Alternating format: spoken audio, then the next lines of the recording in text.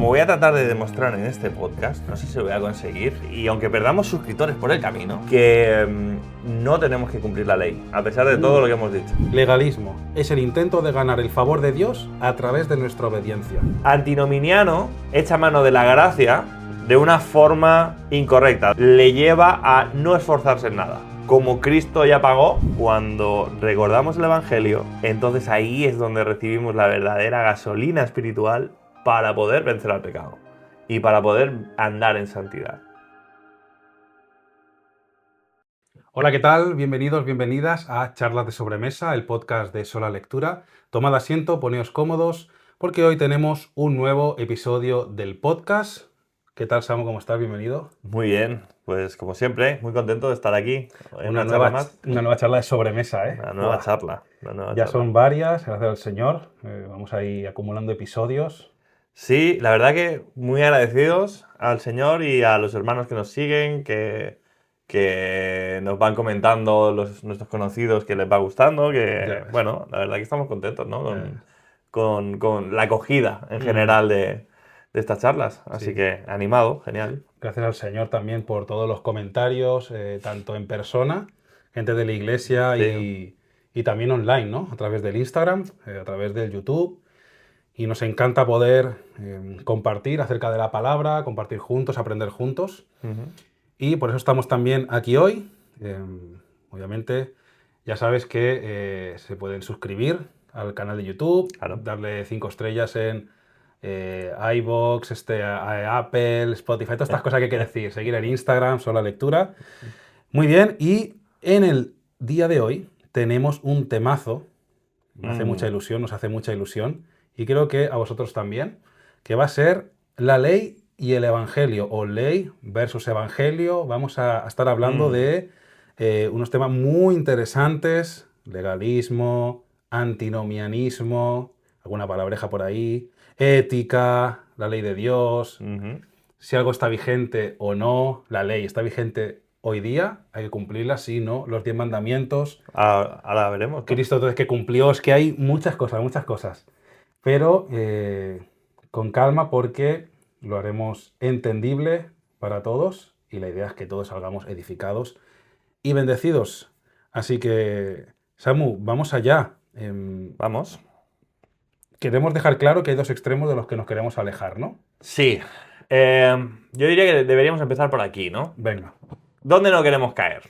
¿Dónde no queremos caer? ¿Y qué nos queremos apartar ya para que el que nos esté escuchando sepa que tenemos nosotros en mente estos dos peligros, que también sean ellos mismos conscientes de que existen estos peligros y poner como estos dos extremos como evitables, ¿no? Por un lado tenemos el legalismo. ¿Qué es el legalismo? El legalismo es una actitud del corazón, yo diría, en primer lugar, que básicamente lo que busca es tratar de ganarse el favor de Dios por medio del esfuerzo humano. Vale. ¿Sí? El problema no está en el esfuerzo, porque todos nosotros nos tenemos que esforzar para agradar a Dios. El problema está en el mérito. De alguna manera, el corazón legalista busca atribuirse algún tipo de mérito en esto de tratar de agradar a Dios, ¿no?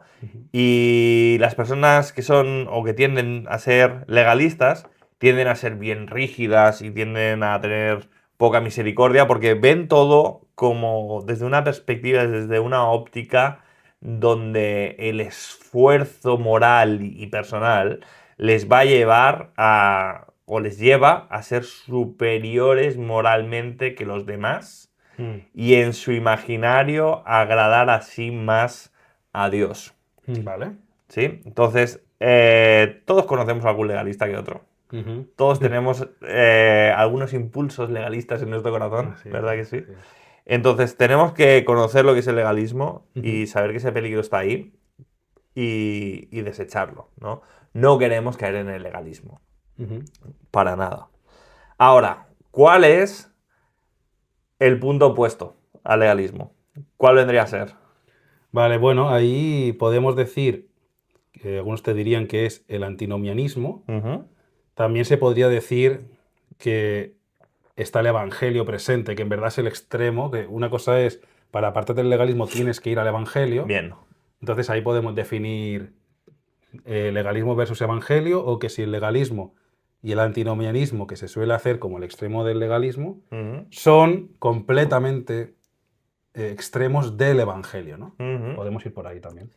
Sí, o sea, lo que estás apuntando es que el corazón de uno y del otro se parecen bastante, ¿no? Ujú, exacto. Sí, pero por definirlo rápidamente, ¿qué sería el antinomianismo? Si hemos dicho que el corazón del legalista quiere agradar a Dios por medio del esfuerzo, Ujú, ¿sí? Y jactarse de ese esfuerzo, ujú. el antinominiano echa mano de la gracia de una forma incorrecta, donde esa gracia le lleva a no esforzarse en nada. Como Cristo ya pagó, como Cristo murió por mis pecados, no importa realmente, no tiene mucho peso cómo yo viva o deje de morir, porque sabemos que Cristo murió por nuestros pecados pasados, presentes y futuros. Entonces, Mm. dicen algunos, puedo vivir más o menos como me venga en gana, ¿no? Y ese es el antinomianismo. Claro, porque esta palabra antinomianismo, ¿qué Hmm. significa? Bueno, la raíz es la palabra nomos, que significa ley en el griego. Ujú. Entonces, antinomianismo, antiley, ¿no? No hay ningún tipo de ley, es lo que vienen a decir, y por eso puedo vivir como me venga en gana. Bien, entonces vamos a ahondar un poquito ahí. Legalismo es el intento de ganar el favor de Dios a través de nuestra obediencia. Ujú. Es esforzarte tú para ganar el favor de Dios. Sí. ¿Cuál es el problema del legalismo? Bueno, el problema es que te puede llevar a... En última instancia te puede llevar a la ansiedad, te puede Sí. llevar al descontento de Dios, por ejemplo, porque tú estás tratando de esforzarte por tu propia cuenta y, Bien. y nunca vas a llegar a ningún sitio de esa manera. De hecho, ahora que me haces esa pregunta, Samu, tengo aquí unas notas en mi hermosa libreta. Tenemos no solo cosas digitales, sino trato de mantener un poco analógico, porque si ¿Sí? no... Algunos apuntes de puño y letra. Sí, si no, además la letra ya... Tengo unos apuntes aquí de un libro que vamos a recomendar después. Solo voy a Bien. decir que el autor es Michael Reeves, que me encanta y creo que ya lo sabes. Tenemos que poner aquí una pizarra e ir tachando palitos de Michael Reeves y Archie Sproul. A ver, ¿cuál recomiendas más? ¿Será que voy a recomendar algún libro de Arceus Sproul? No lo sé. Aunque Luego no me lo tenga nada que ver el tema. Cuidado, porque ya hay gente ya que, Hay gente que nos lo va comentando, ¿verdad, gente que Mario? va Va esperando esperando qué la recomendará. recomendación. Bueno, en este libro de Michael Reeves habla de legalismo, habla Bien. de la hipocresía, ¿vale? Que era la levadura de los fariseos. O Mm, sea, ¿cuál era la levadura de los fariseos que Jesús acusaba? La hipocresía, según Lucas 12:1, donde la hipocresía se define como una falta de integridad en mente y corazón, ujú, lo que comúnmente se llamaría un falso, ¿no? Cuando esto es un falso. ujú. Porque piensas de una manera y actúas de otra, ¿no? Sería una hipocresía anti-evangelio la de esta gente. ¿Qué pasa? Que si tú confías en ti mismo, te van a pasar dos cosas. Uno, que vas a tener poco dolor por el pecado, porque no Ujú, tienes en cuenta el evangelio, solo te tienes claro. en cuenta a ti, solo vives tú para ti, conforme a tus esfuerzos. Entonces vas a tener poco dolor por el pecado cada vez que peques. Bueno, una vez más, también Dios ya me perdonará, total, una más. Y poco gozo en Dios, porque en tu vida Dios no está presente más allá de las cosas que seguramente tienes que cumplir. Claro, ¿qué pasa? Que si tienes poco dolor por el pecado, ¿cómo va a ser tu arrepentimiento? Sí, pero yo creo que el legalista tiene poco dolor por su pecado porque tiende a compararlo con el pecado de los demás. Él tiende a verse superior moralmente a los Él demás. mira por encima del otro a los demás. Claro. Entonces mi pecado no es tan grave. Ujú. Mi pecado puede ser grave, sí, si me comparo con Dios, pero yo no me comparo con Dios, yo me comparo con fulano, ¿no? Así es. De hecho, también está, bueno, como los fariseos siempre miraban hacia abajo, ¿no? Como por encima del hombro, Claro. para compararse con los demás, porque los otros obviamente eran menos, y nunca miraban hacia arriba, que era hacia el Señor. Entonces, Ujú, claro, ¿qué pasa? Que puedes tener falso arrepentimiento, ujú, porque el pecado no te duele, y falso gozo, porque lo que te da Dios tampoco lo identificas y vas a la tuya. Y luego, ¿eso a qué te lleva para llevarlo al terreno práctico? A descontento y a ansiedad. Bien. Porque es que estás viviendo tú solo a la tuya. No está Sí. Dios en tu ecuación. ¿Cómo lo ves? Sí. Eso es un Yo apunte creo práctico. que el problema del legalismo radica en que olvida que nosotros ganamos el favor de Dios. Ujú. O sea, no ganamos el favor de Dios. Cristo ganó el favor de Dios por nosotros. O sea, nosotros contamos con el favor de Dios Tenemos el favor de Dios porque lo ha ganado Cristo porque por Cristo lo nosotros. ganó en nuestro Exacto. lugar, ¿verdad? Entonces, el legalista obvia el Evangelio, Ujú. ¿sí? Que es que Cristo pagó. Y entonces, si Cristo pagó y yo intento ganarme el favor de Dios sometiéndome a la ley, sujetándome a la ley, estoy invalidando el Evangelio. Mira, una de las cartas con el tono más fuerte en todo el Nuevo Testamento es la carta de Gálatas. Mm. Si tú lees primera de Corintios, por ejemplo, o segunda de Corintios, estaban pasando cosas a nivel moral muy grave en Corintios. Y el tono de la carta también es más o menos fuerte. Pero el tono en Gálatas es mucho más alarmante que en Corintios. ¿Y cuál es el problema en Corintios? En Gálatas. En Galacia no se estaba acostando nadie, que sepamos, con la mujer de su padre. No estaban teniendo problemas de idolatría. No estaban pasando por eso. Lo que estaba pasando es que se querían circuncidar. Se estaban queriendo judaizar, estaban intentando volver a la ley de Moisés. ¿Y cuál era el problema? Bueno, el problema básicamente es que si tú te sujetas a la ley de Moisés, estás rechazando, olvidándote de algo muy importante y central en tu vida, o en la vida de un creyente. Es que Cristo ganó ese favor por ti. Amén. Él la cumplió por ti.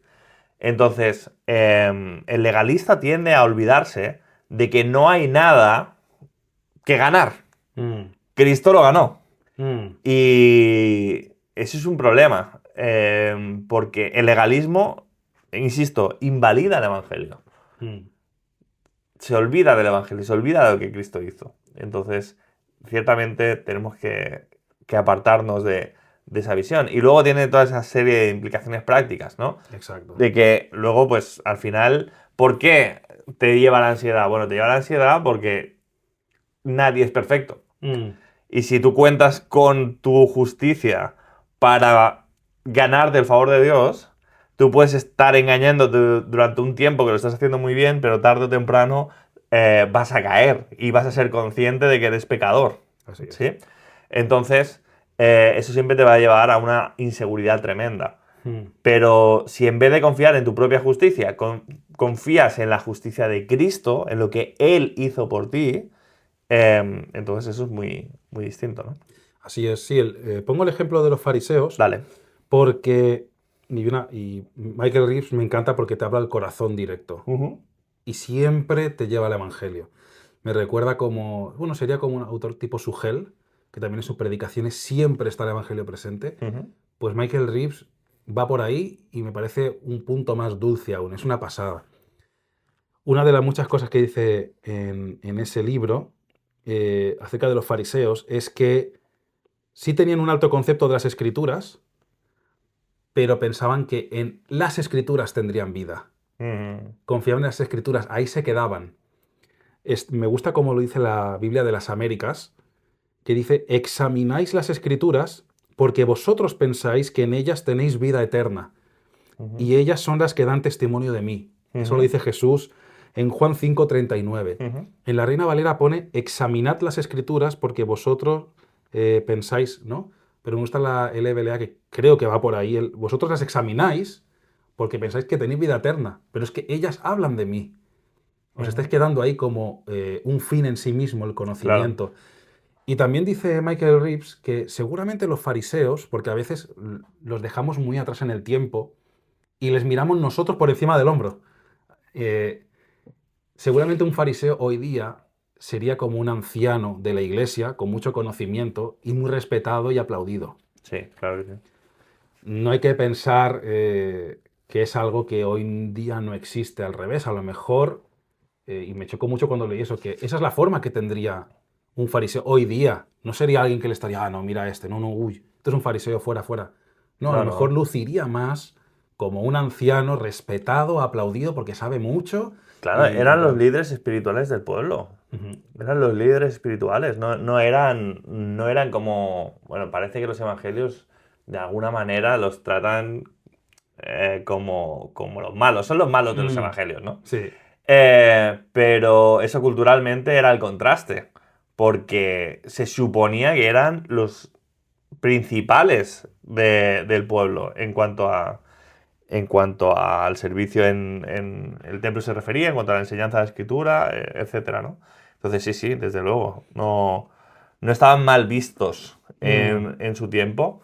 Por eso los evangelios contrastan tanto con la cultura, ¿no? exacto. Cuando Jesús contrasta, las enseñanzas de Jesús, la vida de Jesús, contrasta con los fariseos. Así Ujú. es. Mira que nos dice Efesios 2, 8 al 9, porque por gracia sois salvos por medio de la fe, y esto no de vosotros, pues es don de Dios, no por obras para que nadie se gloríe. Ujú. ¿No? O sea, ahí está muy claro.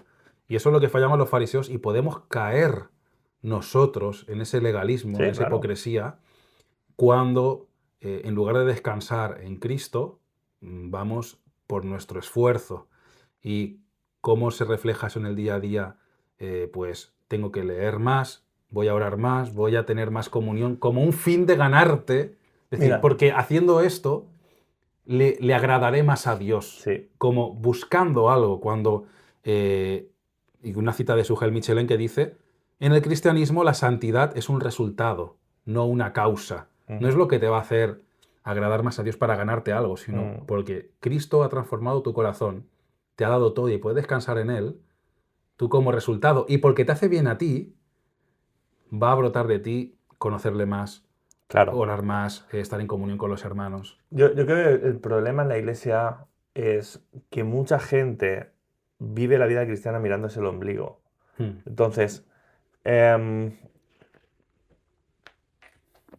es muy complicado porque todos nosotros sabemos que tenemos que cambiar algunos aspectos de nuestra vida, hmm, ¿verdad? Pero si yo me centro y me enfoco en esforzarme olvidándome del Evangelio, em, por un lado no voy a tener la capacidad real para cambiar. Voy a cambiar un pecado por otro. A lo mejor dejo de cometer alguna cosa y al mismo tiempo me estoy jactando y estoy pecando de orgullo. Entonces, ¿qué sentido tiene? hmm, ¿No? Estoy cambiando un pecado por otro. Es en el Evangelio donde encontramos la verdadera gasolina para poder obedecer a hmm. Dios correctamente, ¿no? Entonces, el legalismo es una vida centrada en uno mismo Ujú. y muchas personas que yo sé que son creyentes y Mm, que han creído en el Evangelio, pero luchan con el legalismo porque piensan que el Evangelio es algo por lo que se entra a la vida cristiana y el Evangelio es algo para los nuevos. Entonces yo tengo que evangelizar y contarles a los demás el Evangelio, mm, porque el Evangelio es algo que los perdidos necesitan, pero yo en mi vida, en mi día a día, tengo que luchar con mi pecado en mi propio esfuerzo y en mis mm, propias... Porque eso es lo que se espera de mí como cristiano. ujú, No, no, o sea, tú lo que tienes que hacer cada día es volver a mirar esa cruz. ¿Para qué? Para recordar que Cristo ya lo hizo todo, que en Él tienes descanso, que Dios no te ama ni más ni menos mm, en base a lo que tú hagas, que no es verdad que agrademos a Dios más por nuestras obras, y sin embargo la paradoja es que cuando recordamos el Evangelio, entonces ahí es donde recibimos la verdadera gasolina espiritual para poder vencer al pecado y para poder andar en santidad.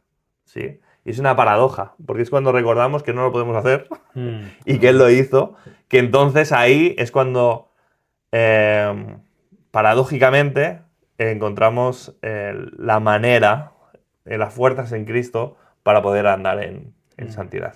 Dice, mira, dice así una cita de Sinclair Ferguson.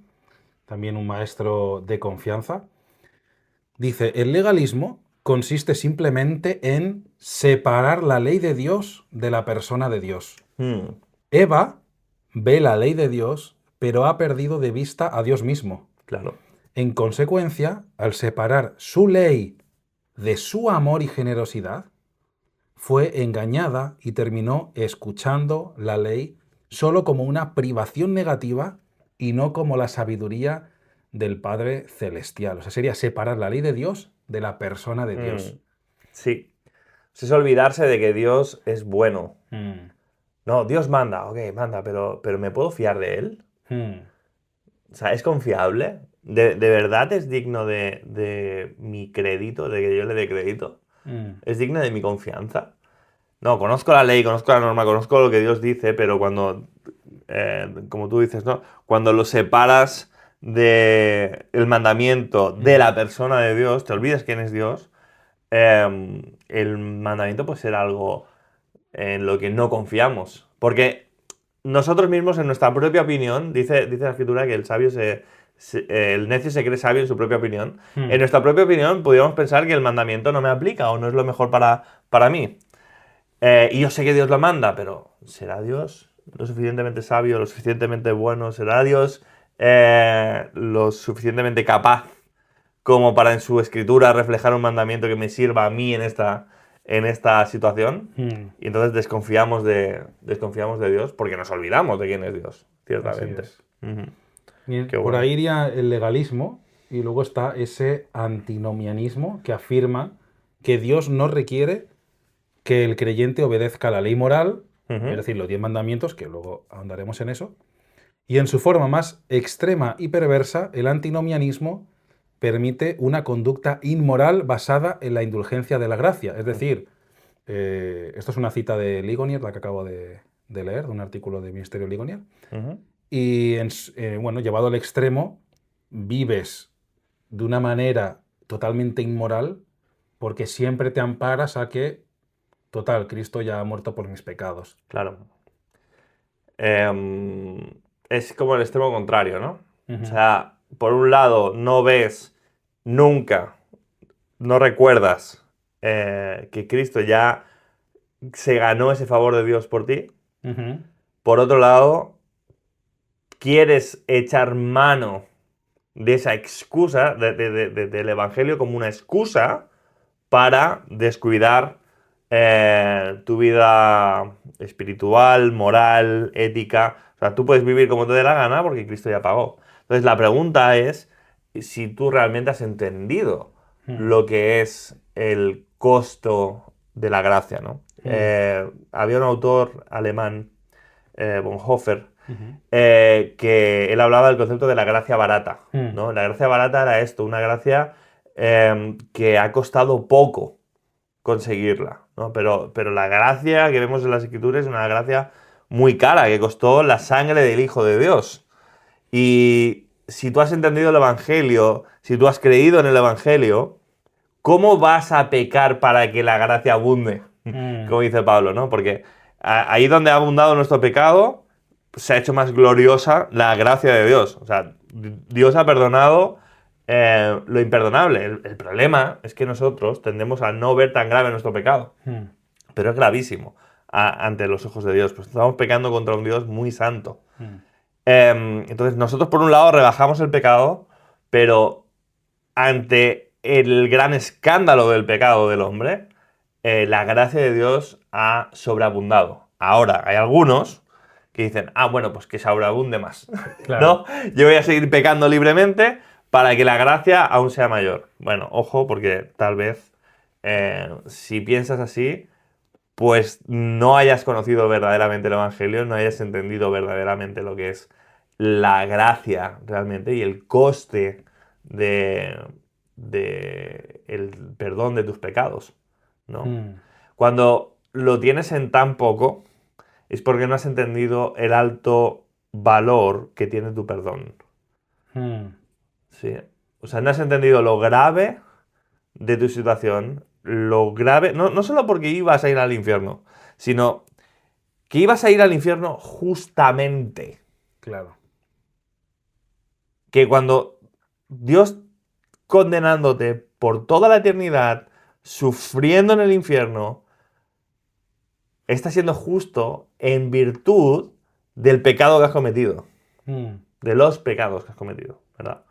Entonces, cuando no entiendes el coste, no entiendes el beneficio de ese perdón, y es entonces cuando piensas que te puedes relajar, porque como Jesús me lo perdona todo, entonces puedo vivir mi vida como me dé la gana. Y eso es una distorsión grave del Evangelio, ¿no? Nosotros, cuando hemos sido transformados por el Evangelio, ahora queremos agradar a Dios y no vivir para nosotros, sino vivir para Él. Es diferente, ¿verdad? Es completamente distinto. Sí que recordamos que no nos podemos ganar el favor de Dios. Sí que recordamos que Él perdonó todos nuestros pecados. Sí que sabemos que nuestra posición en Cristo no cambia por lo que yo haga o deje de hacer. Sin embargo, eso no es excusa para no querer andar en santidad. ¿Sí? Justo hay una cita en el libro de la Santidad de Dios de Sproul, que ahí está ya una referencia, que habla, si no me equivoco, que habla sobre el falso pietismo. Cuidado con el falso pietismo que puede haber en las iglesias, de cómo te vistes o cosas que no se deben hacer, lugares a los que no debes ir, y que, bueno, a la vista de los hombres puede quedar como, ah, mira qué persona tan piadosa, mira cómo se viste, qué, no sé, recatado, qué cuidado, pero a lo mejor estás aplicando un legalismo de que por tus obras vas a agradar más a Dios, que tú sí que consideras a Dios y las otras personas no, mira qué hace el otro, mira cómo se viste el otro, mira qué tal, y te estás perdiendo otra vez el Evangelio. Ojo, Claro. no estoy diciendo que no tengamos que cuidar cómo nos vestimos, ni a dónde vamos y los contextos, Claro. sino esa actitud del corazón, que al fin y al cabo, como muchas cosas en la vida cristiana, se resumen en el corazón y la actitud del corazón. Porque no, bueno, las obras nosotros las vemos, pero quien conoce el corazón solo es el Señor. También otro apunte más del libro de Michael Reeves. Ojo con que se pueden hacer muchas actividades, se pueden hacer muchas predicaciones sin tener a Cristo presente. Dice él que uno puede predicar sobre Cristo sin predicar a Cristo. Que la gente puede usar el escuchar predicaciones o ir a ciertos eventos, actividades quedadas, sin tener ellos a Cristo presente en su vida, sin una lectura de la Escritura que le lleve a una oración privada con el Señor, a una relación con el Señor real, no solo a la vista de los demás, ¿no?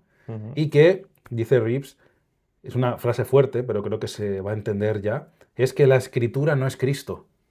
Claro. O sea, una cosa es la Escritura, que nos lleva a Cristo, pero otra vez no es un fin en sí mismo ese conocimiento, que es el error en el que caían los fariseos y en el que podemos caer nosotros. Llámese Escritura, llámese reunión de jóvenes, y llámese redes sociales, escuchar predicaciones. Ese no es el fin. Está muy bien siempre y cuando tengas claro que el fin es crecer a la semejanza de Cristo. Así es. Bien, pues tanto legalismo como antinomianismo son contrarios al Evangelio. Exacto. Comúnmente a veces se dice, lo contrario del legalismo es el antinomianismo. Sí, pero estos dos están jugando en un lado, pero el contraste de ambos es el Evangelio. Así es. Bueno, vamos a hablar entonces y a profundizar en esa solución de cómo vivimos entonces, cómo vamos a vivir una vida cristiana. ¿Qué te parece, Samu, si hablamos sobre la ética cristiana? ¿Qué sería la ética cristiana? ¿Por qué hablamos de esto ahora? Bien, vamos a definir la distinción entre ética y moral. ¿Sí? Nosotros tenemos que tener una ética cristiana y vamos a ver que el Evangelio nos va a llevar a una ética del Evangelio que, como voy a tratar de demostrar en este podcast, no sé si lo voy a conseguir, y aunque perdamos suscriptores por el camino, Ojo, ojo, voy a intentar de demostrar en este podcast que no tenemos que cumplir la ley, a pesar de todo lo que hemos dicho. Wow. Ojo con eso, ¿eh? Ojo, ¿eh? Uy, uy, uy, uy, ojo, uy. ojo, ojo, ojo. Uy, uy, pero cuidado, y aquí viene el matiz, la ética del Evangelio es un estándar moral mayor, superior al de la ley de Dios.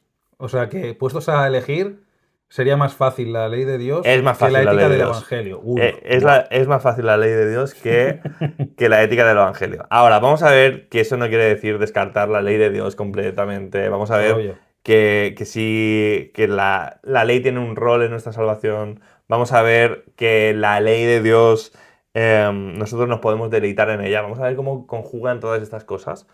Pero lo primero que tenemos que decir es, en el Nuevo Testamento hablamos de la ética cristiana, la ética del Nuevo Testamento, la ética del Evangelio, ¿sí? Entonces, ¿qué significa la palabra ética? Bueno, hay una distinción que en nuestros días se ha perdido, porque nosotros hablamos indistintamente de ética y moral, pero la ética y la moral no son lo mismo, ¿vale? La palabra moral significa costumbres, entonces nuestra sociedad tiene ciertas costumbres. Hay cosas que están bien vistas y cosas que están mal vistas. Se va deteriorando con el tiempo, la moral va cambiando, hay costumbres que antes se mantenían, que hoy en día no se mantienen. Por ejemplo, una tontería, ¿no? Pero yo siempre me acuerdo cuando en casa de mis padres, delante de casa teníamos una tiendecita muy pequeña bueno, vendían un poquito de todo como en el supermercado, pero una tienda muy pequeñita donde íbamos a comprar el pan y cuando nos faltaba un poquito de leche, harina, huevos o lo que fuera, íbamos a esa tienda. Pero mi madre hacía la compra en el supermercado porque era más barato. Entonces la compra de la semana íbamos al supermercado y de vez en cuando íbamos a comprar alguna cosa a la tienda. O solíamos ir a la tienda para las cosas del día a día, ¿no? Pero yo me acuerdo que en esa época mi madre y las vecinas y todo el mundo tenía como muy presente no ir con las bolsas del supermercado, estaba mal visto ir con las bolsas de haber ido a comprar al supermercado a ir a la tienda de la competencia. ¿Sí? Sí. Y eso es algo que hoy en día nos daría completamente igual. Tú explícaselo a un chaval ahora de 15 años. No te va a entender. Sí, pero ¿No? a mí me pasa eso, ¿eh? Un ¿Sí? poquito como que cuando voy al súper debajo de casa, es como que si vas con la otra bolsa, es como que es un plan, wow, les estoy fallando, es como una atracción, ¿sabes? Claro, que tenía mucho sentido porque evidentemente conocíamos a la tendera. Sí, sabes que hay sustento también ahí, como Sí. que. Uf, sí, sí. Pero esas cuestiones moralmente Sí. estaban mal vistas, Sí, ¿no? sí. Ahora, la moral, digamos que es una ciencia descriptiva. O sea, se encarga de entender qué está bien visto o mal visto en una sociedad. Eso es la moral de una sociedad, o de un colectivo, lo que sea. Ahora, la ética es distinta. La ética es, indistintamente de cómo sea la moral de mi sociedad, de mi contexto, de mi iglesia incluso, yo voy a actuar de esta manera. Vale. ¿Sí? Por eso hablamos de ética cristiana. O sea, la ética es qué voy a hacer yo en mitad de este contexto.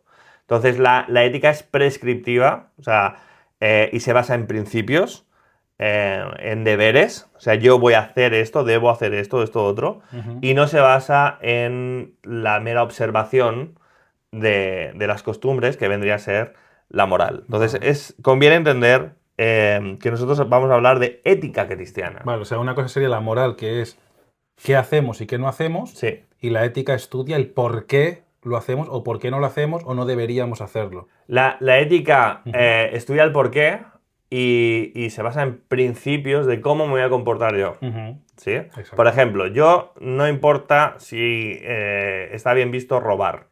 Yo tengo un convencimiento de que no debo robar. Mi ética cristiana me dice que yo no voy a robar. Entonces, aunque esté bien visto ver el fútbol pirata, por ejemplo, yo no voy a ver el fútbol pirata. Y no me parece bien que esté tan caro como está ahora. Pero eso no me da derecho a robar. Y eso es una de las formas que tiene, yo diría, el robo. Entonces yo no veo el fútbol pirata, ¿sí? Y moralmente, en nuestra sociedad puede estar incluso bien visto. Nuestras iglesias puede estar en un momento dado normalizada la murmuración. Uf. Y un cristiano tiene que decir, aunque sea algo normal que mis hermanos suelen hacer, yo voy a decir, no, yo no voy a murmurar del que no está presente, porque así entendemos que es nuestro deber cristiano, ¿no? Entonces, esa ética cristiana es lo que vamos a estar hablando en el día de hoy, ¿sí? Muy bien, pues vamos a ello. Claro, ¿cuál es el fundamento entonces de nuestra ética cristiana? Porque si tenemos todos una ética cristiana, ¿eso de dónde sale? El fundamento de nuestra ética cristiana es el Evangelio. Ujú. ¿Sí? El Evangelio lo ha cambiado todo. Como vamos a... No quiero adelantarme, pero como vamos a estar viendo, lo que Jesús hizo y logró en la cruz ha cambiado lo que nosotros debemos hacer. ¿Me explico? Entonces, ha aumentado ese deber que tenemos para con Dios y para con los demás. ¿Por qué? Porque hemos recibido muchísimo. Pongo un ejemplo. La ley, dice Jesús, que se resume en 2 grandes mandamientos: amarás a Dios sobre todas las cosas, con todas tus fuerzas, etc. Y a tu prójimo como a ti mismo. Pero en el Nuevo Testamento dice también el Señor: un nuevo mandamiento os doy, que os améis unos a otros como yo os he amado. Ojo, ese mandamiento no es el mismo mandamiento.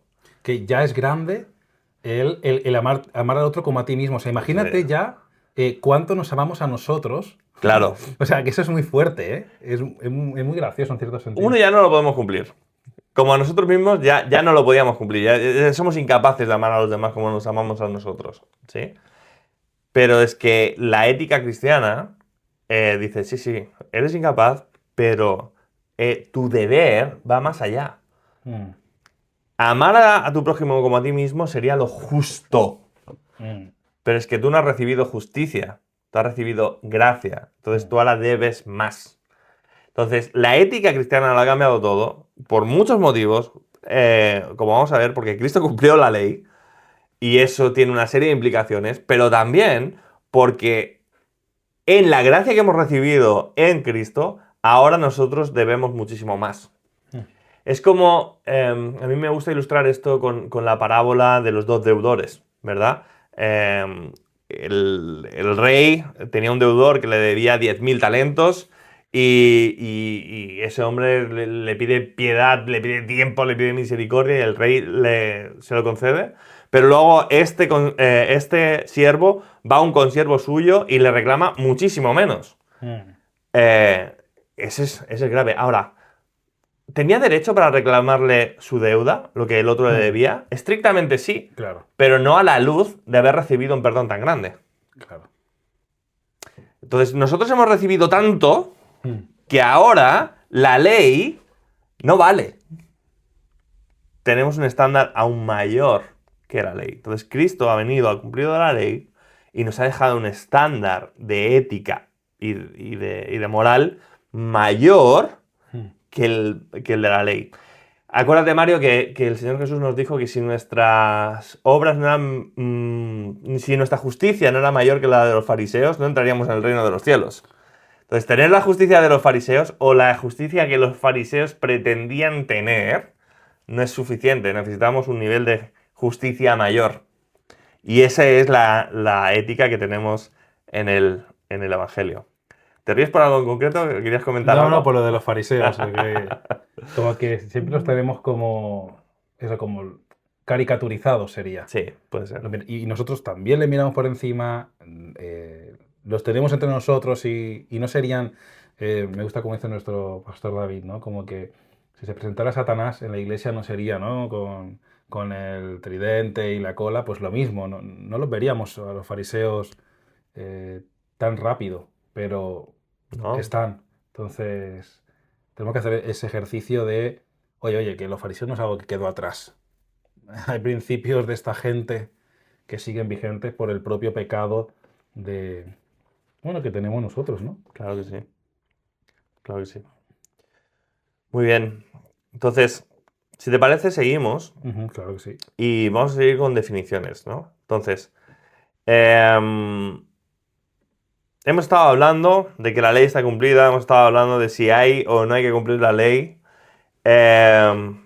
Pregunta, Mario, qué es la ley de Dios? Me gusta que me hagas esa pregunta porque aquí tú vas a romper una lanza a favor de nuestra querida confesión de fe.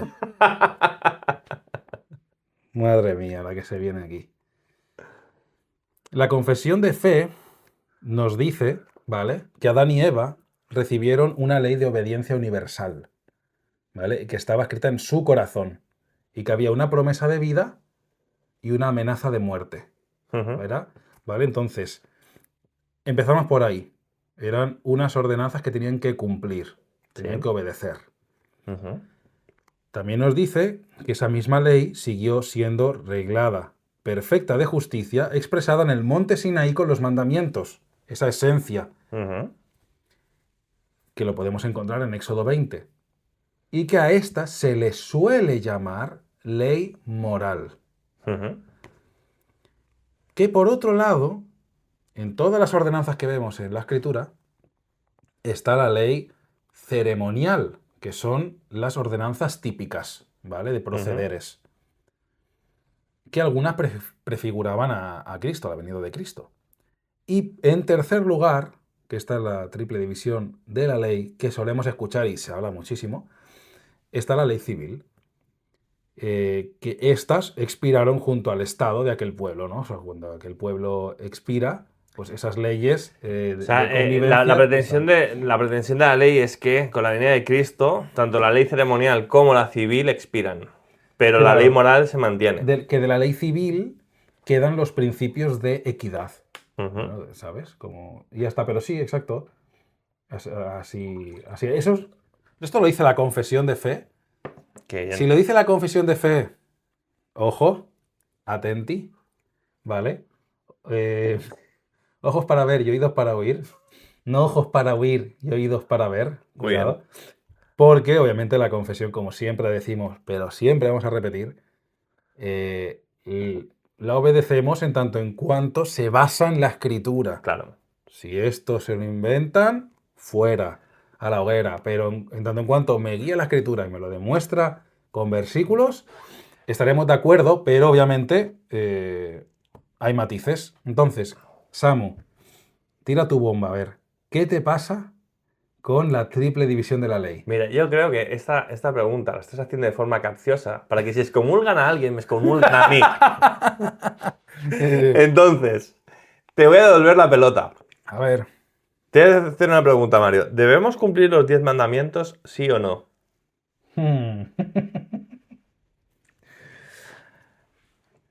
Sí. ¿Sí? ¿Y por qué no nos juntamos el sábado? Un abrazo a todos los adventistas del séptimo día que ahora se acaban de suscribir. Ya. Esto era para ganar seguidores, ¿no? Como para... Claro.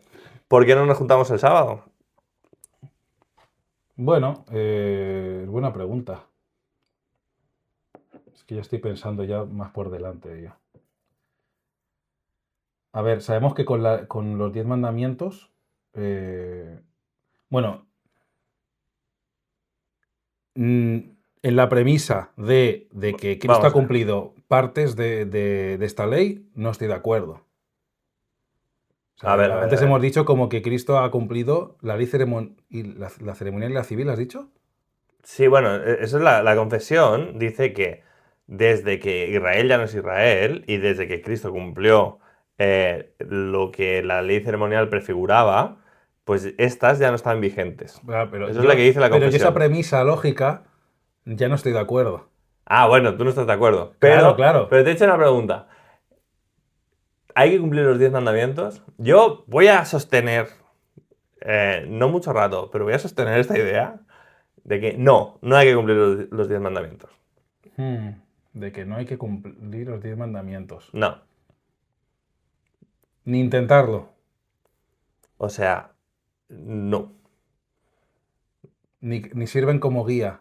Ah, bueno, eso es diferente. Vale, bien. ¿Sí? Estamos llegando ahí. Estamos llegando a la nueva herejía, ¿no? Exacto. ¿Hay que circuncidarse? ¿Me debo circuncidar? no, o sea, si la pregunta va en relación a la Biblia. Sí, claro. ¿Debo circuncidar a mi hijo varón al octavo día? Exacto. Esa es la pregunta. No. ¿Por qué? ¿Vamos al templo a sacrificar corderos? No. ¿Por qué? Porque Cristo ya cumplió toda la ley. Ok, entonces, este es mi punto, ¿sí? En la tradición reformada se ha hecho esta triple distinción de la ley. Es útil, yo la uso. Y no solo en la tradición reformada, yo la escucho Sí, en general, o sea, imagínate. O sea, Lutero hablaba de esta triple división, ¿sí?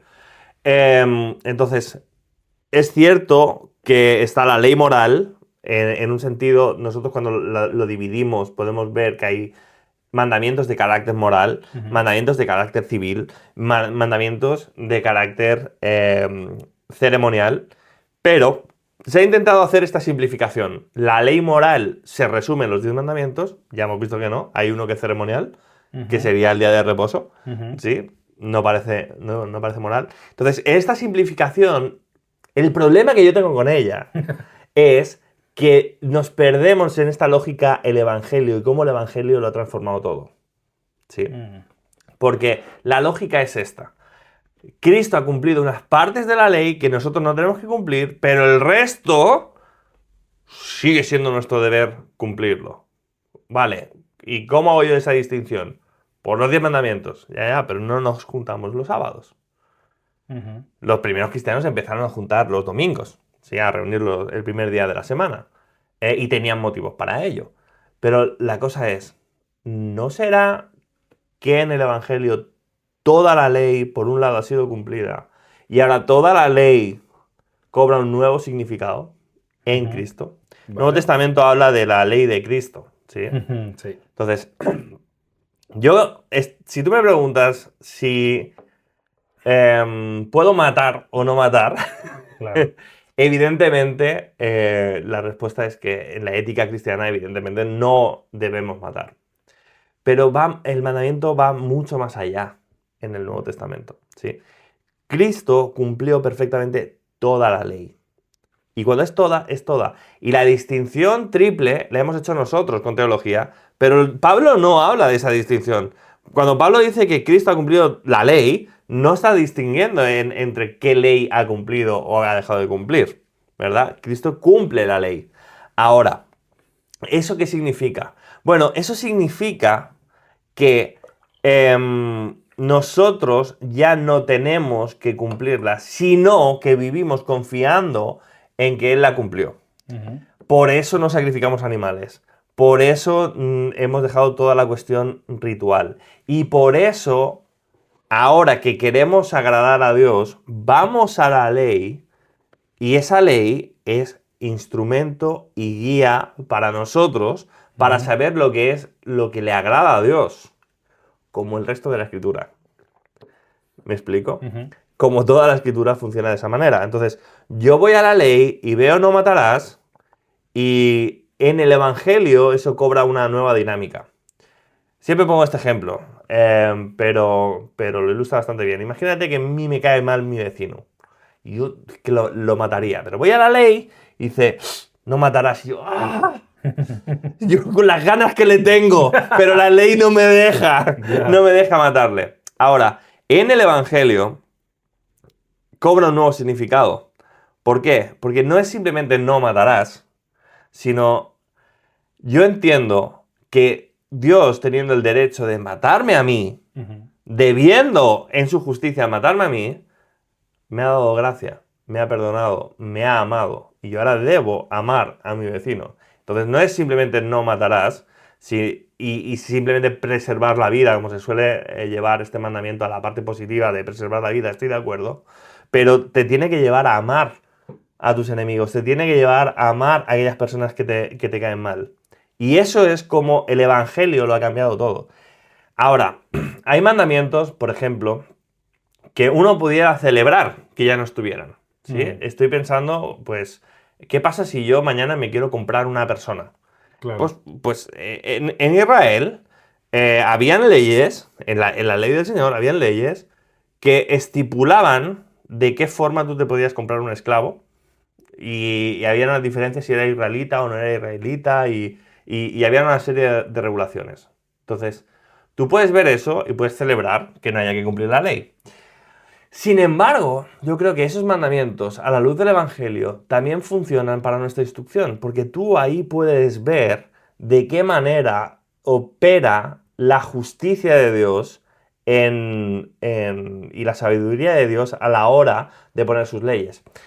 Dios expresó claramente que Él deseaba que su pueblo no fuera esclavo, que fuera libre. Dios los liberó con mano poderosa de la mano de Egipto y los sacó y los llevó al desierto y les dio la tierra prometida. Ahora, si tú en la antigüedad eras deudor de una persona y no podías pagar, el último recurso que te quedaba era darte como esclavo. Dios respeta el derecho, la justicia de esa deuda. Entonces Dios estipula cómo se va a llevar a cabo esas leyes de la esclavitud. ¿Por qué? Porque lo que Dios no hace es saltarse su justicia para aplicar gracia. Claro. Dios es un Dios de gracia y de amor, pero nunca se salta su justicia. Entonces yo aprendo eso en la ley civil de Dios. ¿Me explico? Y de esa manera veo como en el Evangelio me lleva a ver cómo Cristo, para tener gracia conmigo, para darme de su gracia, ha cumplido con la justicia de la muerte que merecía mi pecado. Él no se ha saltado su justicia para tener gracia conmigo. Entonces, yo soy instruido por medio de ese mandamiento y me lleva a entender mejor lo que Jesús hizo en la cruz. Pero todos los mandamientos funcionan así. No funcionan así los morales y funcionan de forma diferente los ceremoniales y funcionan de manera diferente los civiles. Toda la ley, a la luz del Evangelio, cobra un nuevo y mayor significado. Amén. ¿Sí? Entonces nosotros no somos antinominianos diciendo no, puedo vivir como me dé la gana porque ya no tengo que cumplir la ley, pero recuerdo que no tengo que cumplir la ley porque Él lo hizo por mí, Cristo lo hizo por mí, y ahora yo tengo una ética cristiana, yo tengo un deber moral mayor para con mis hermanos y para con mi Dios. Yo ahora soy mayor deudor y tengo mayor deber para con los demás que por la ley. Y la ley funciona de tal manera que me informa de cómo yo debo vivir, porque me informa de qué es aquello que le agrada a mi Dios. Por ejemplo, para no dejar la duda con el día de reposo, ¿sí? ¿Para qué fue dado el día de reposo? ¿Cuándo Dios instituye el día de reposo? ¿Cuándo es la primera vez que Dios lo instituye? En la creación. O sea, Él mismo descansa. Él mismo descansa, ¿no? Y se goza de su creación. Y Dios en su ley obliga a que su pueblo guarde el sábado para gozarse en la obra de Dios. Así es. ¿Sí? 6 días trabajarás y harás toda tu obra, más el séptimo día es día para el Señor, ¿no? Descansarás de toda tu obra. Ahora, ¿de qué manera nosotros podemos seguir guardando y cumpliendo el sábado a la luz del Evangelio? Algunos piensan, bueno, pues ahora nos reunimos el domingo porque el Señor resucitó en domingo y bueno, puedes ver un cambio de un día especial por otro cambio de otro día especial y hay cierto paralelo, pero yo diría que la forma correcta y adecuada de nosotros cumplir el mandamiento del sábado en el Nuevo Testamento es recordar el Evangelio, que Jesús lo hizo todo y descansar en la obra perfecta que ocurrió en la cruz. Yo no me ansío por mi trabajo, yo no me angustio por mi porvenir, yo no me angustio por lo que puedo hacer y lo que puedo controlar y por hacer más y más y más. Yo recuerdo en que mi Dios me ama y que ha obrado una obra de salvación en mi favor y yo descanso en ella. ¿Eso puede cobrar cierta forma en un día especial? Puede cobrarlo. Pero yo no creo que el sábado se reduzca a guardar un día, sino que el meditar y el descansar en la obra perfecta de Cristo es el cumplimiento del sábado. ¿Me sigues? ¿Me sigues? Sí. Que bueno, una manera de descansar nosotros ahora será tomarnos unos 5 segundos Vale. para que los oyentes, televidentes o viewers, le doy un segundo para suscribirse al canal, darle un like, la campanita, poner hype, que creo que ahora también está lo del hype en YouTube, es que ya... Pero Yo bueno, ya me hago mayor, sí, yo también. Me hago mayor, la verdad. Pero bueno, que se suscriban y den like, que Claro. saben que ayuda mucho. Y bien, después de este pequeño descanso, me gustaría compartir un pasaje, ¿vale? Si la audiencia tiene la Biblia a mano, se vaya a Lucas 18. Lucas 18, del 18 al 30. Un texto, bueno, del 18 al 23, ¿no? Y un poco ejemplificando ese más allá de la ley, que es el joven rico. Me encanta este pasaje, ¿no? Que dice que un hombre principal le preguntó a Jesús diciendo, Maestro bueno, ¿qué haré para heredar la vida eterna? Jesús le dijo, ¿por qué me llamas bueno? Ninguno hay bueno sino solo Dios. Y por ahí vamos, ¿no? Los mandamientos sabes, no adulterarás, no matarás, no hurtarás, no dirás falso testimonio, honra a tu padre y a tu madre. Y aquí, ¿no? Ejemplificando, él dijo, el rico, todo esto lo he guardado desde mi juventud. Es decir, ya está, o sea, lo tengo, he cumplido. Y Jesús, de una manera maestra, oyendo esto, le dijo, aún te falta una cosa. Yo creo que él pensaba, "Buah, a ver qué mandamiento me falta, porque yo veo la ley y tengo todo. ¿Qué mandamiento me va a decir? Y dice, vende todo lo que tienes y dalo a los pobres y tendrás tesoro en el cielo. Y ven, sígueme. Entonces, no le está referenciando otro mandamiento más, como ya lo había referenciado, sino que hay un estándar, como tú comentabas, más grande. ¿Cómo vemos esto? ¿Y por qué apunta al corazón? Porque dice el versículo 23, entonces él, oyendo esto, se puso muy triste porque era muy rico. Entonces, ahí estamos viendo que una cosa es cómo el joven rico sí cumplía algunos mandamientos, pero Jesús va más allá. ¿Y qué le estaba pasando al joven rico? Que se va triste porque ama sus riquezas más que seguir al Señor, que era el mandamiento. Lo vendes y Jesús le está tocando justo en donde le duele y ven y sígueme.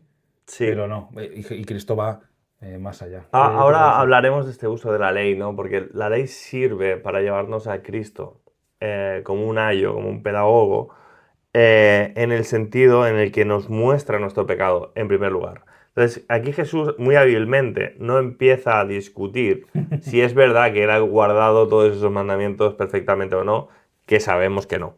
¿Sí? Jesús le dice, muy bien, vende todo lo que tienes y ven y sígueme. El punto aquí es que ese joven rico descubrió que tenía codicia. Y la Biblia dice, no codiciarás. Pero él se fue muy triste porque amaba mucho, o sea, amaba su dinero, ¿verdad? Entonces, Jesús, el punto de Jesús fue llevarle a su pecado en la ley, por medio de decirle, solo te falta hacer esto. ¿Para qué? Para que se dé cuenta de su necesidad de un redentor. Porque él pensaba que era capaz de cumplir la ley. Pero Jesús quiso mostrarle que él era incapaz de cumplir la ley. Esa incapacidad, además, se ve, si seguimos leyendo, ¿no? Que cuando Jesús vio que se había entristecido mucho, dijo, cuán difícilmente entrarán en el reino de Dios los que tienen riquezas. Por ese amor al dinero, porque lo ponen por encima de Dios. Porque es más fácil pasar un camello por el ojo de una aguja que entrar un rico en el reino de Dios. Y luego, dice, y los que oyeron esto dijeron, ¿quién pues podrá ser salvo? ¿Y qué le dice Jesús? Él les dijo, lo que es imposible para los hombres es posible para Dios. Porque es imposible para los hombres. Claro. Solo Dios puede salvar. O sea, pero ¿por qué? O sea, ¿por qué dicen ellos, quién pues podrá ser salvo? Se está hablando de los ricos. Pues no hace falta ser rico para amar el dinero, ¿eh? Puedes ser pobre y amar el dinero Hay pobres que aman más el dinero que ricos. Hay pobres que aman el dinero, entonces dice, difícilmente entrará un rico, ¿no? Porque ama mucho su dinero. Y ellos pensando, si yo tengo cuatro duros y también los amo. Exacto. Sí, es confrontador. Estas palabras de Jesús son confrontadoras, ¿no? Porque el amor al dinero no es una cuestión de cuantía, ¿no? O sea, decía, creo que era John MacArthur, que el problema no es si tienes dinero en tu bolsillo, sino si tienes dinero en tu corazón. ¿Sí?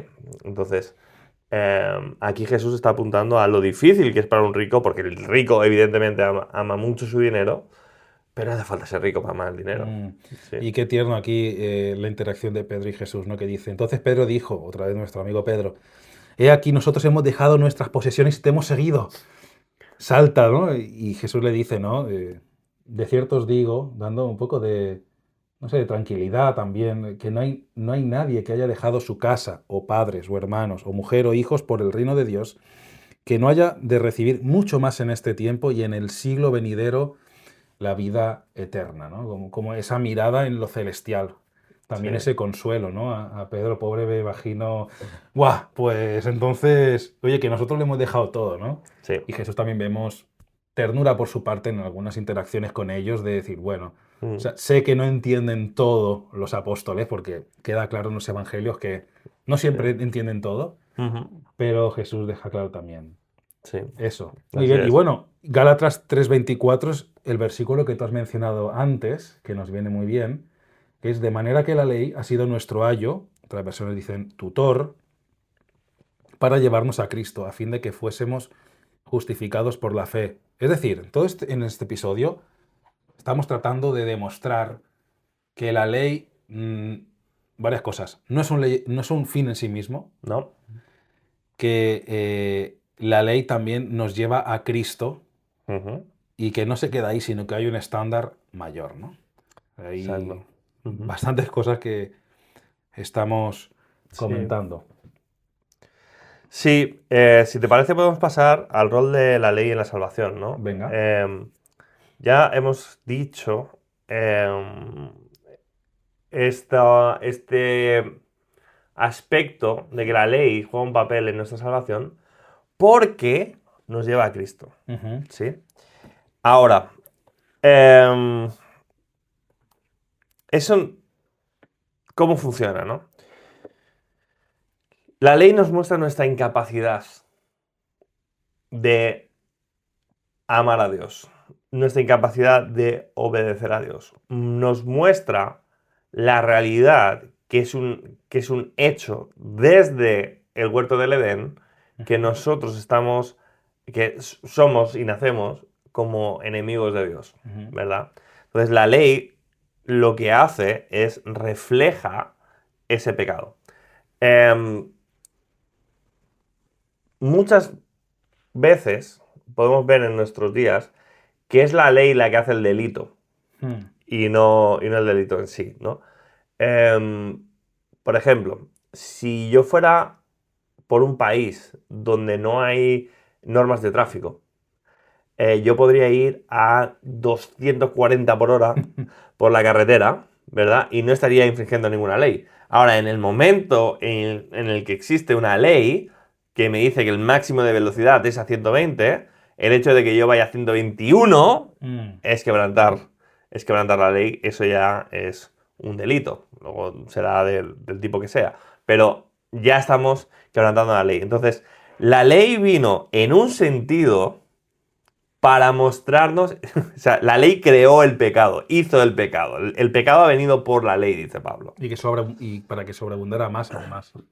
Para Claro, enfatizar más, ¿no? Esa necesidad de... claro. Entonces aquí hay dos cuestiones, ¿no? O sea, nosotros ya estábamos espiritualmente muertos, Ujú. pero la ley lo ha puesto de manifiesto. Si Dios después del huerto de Edén no nos hubiera dado ningún mandamiento más, hubiéramos seguido viviendo de una forma como vivimos ahora, pero no seríamos conscientes de nuestro pecado, ¿sí? Ujú. Por eso Pablo dice que él no sabría lo que es la codicia si la Biblia, o sea, si la ley no dijera no codiciarás, Ujú. ¿no?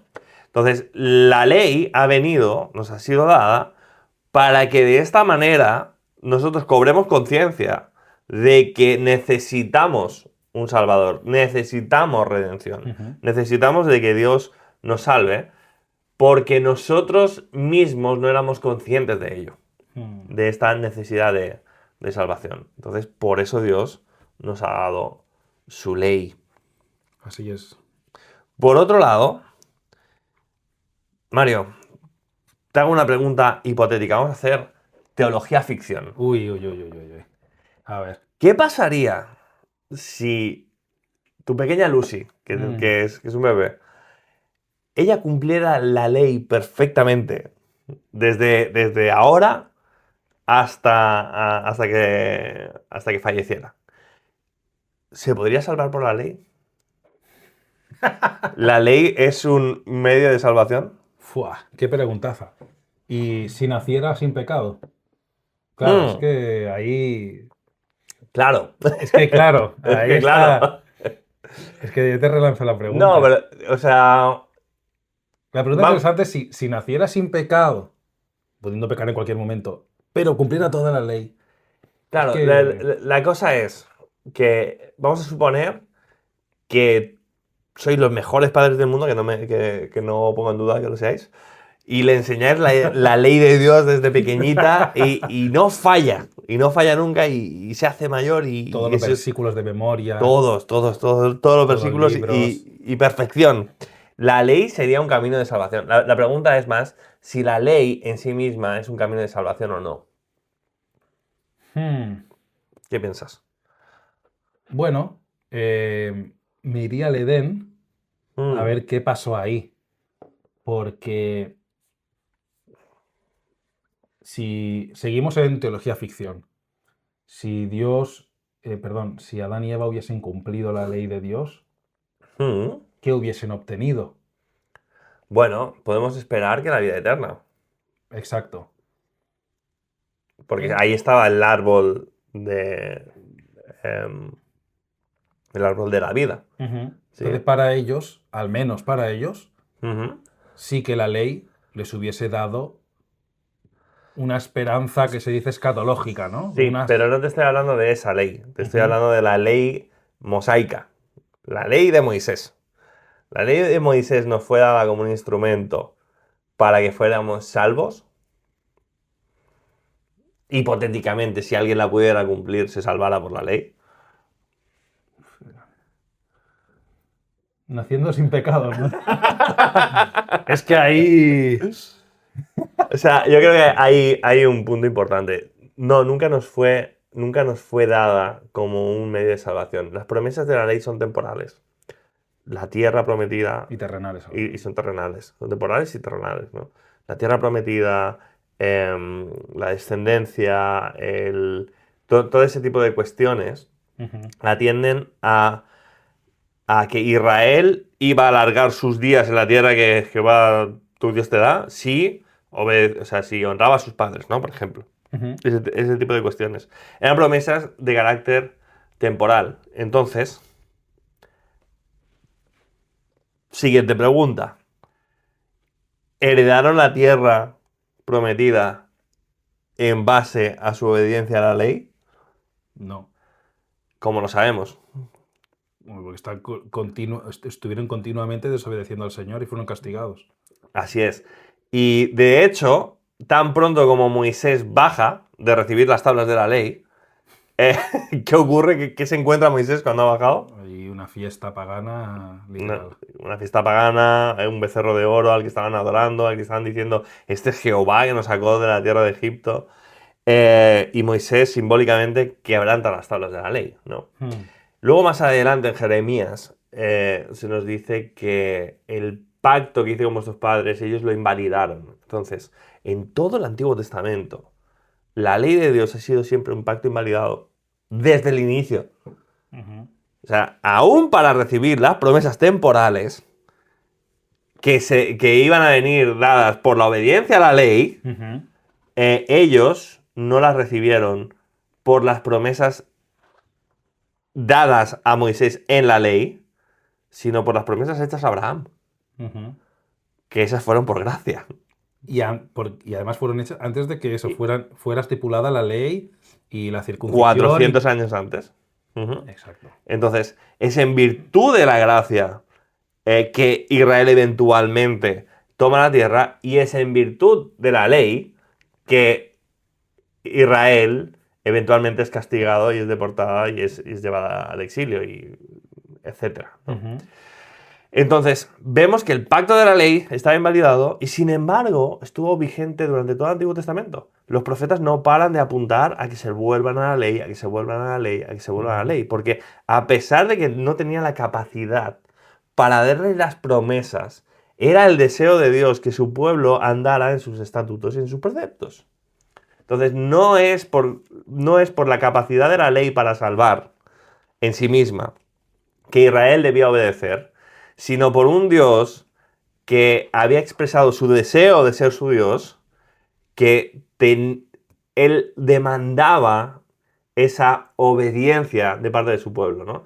Dice, creo que en Oseas, no soy yo Dios, ¿dónde está mi honra? Ay, no soy yo Padre, ¿dónde está mi honra? ¿No? O sea, Dios deseaba ser honrado como un padre por medio de la obediencia de su pueblo, ¿no?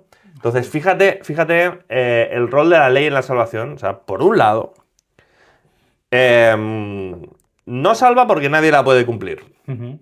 Por otro lado, las promesas eran temporales, así que no eran promesas de salvación escatológica en sí misma. Y por otro lado, la ley tenía el propósito de mostrarnos nuestro pecado y de funcionar como un ayo. Y sin embargo, Cristo la cumple de manera perfecta. Y Cristo tiene que cumplir la ley de manera perfecta para nuestra salvación. Porque el punto está en que Jesús es un nuevo Adán. Y Adán desobedeció un mandamiento, mientras que Cristo obedeció todos los mandamientos. Y lo hizo en representación nuestra. ¿Por qué? Porque una de las exigencias, o sea, aunque la salvación es por gracia, Dios, desde el principio, desde el Edén, ha demandado obediencia de su pueblo. Y Cristo tuvo que obedecer perfectamente toda la ley en nuestro lugar para convertirse en el perfecto Adán. ¿Sí? Entonces, cuando hablamos de el cumplimiento de la ley por parte de Cristo, Jesús cumple la ley en dos aspectos. Por un lado, es lo que llamamos en teología la obediencia activa, que esto significa que Jesús activamente cumplió cada uno de los mandamientos que están estipulados en la ley, pero también cumplió la ley de forma pasiva. Y es decir, Cristo sufrió las maldiciones de no cumplir la ley en su propia carne. ¿Sí? Porque todo pacto tiene bendiciones y maldiciones, y Cristo cumple ambas. Ahora, la paradoja está en que la obediencia activa se vuelve pasiva y la pasiva se vuelve activa. ¿Cómo funciona esto? A Jesús no le costaba nada amar a su Padre sobre todas las cosas, porque esa es su naturaleza. Entonces él cumple la ley de Dios activamente de una forma pasiva. Ese es su carácter, ¿sí? Su carácter bondadoso, su carácter es conforme a la ley de Dios. Pero a él sí le costó de forma activa recibir las maldiciones de la ley que no merecía.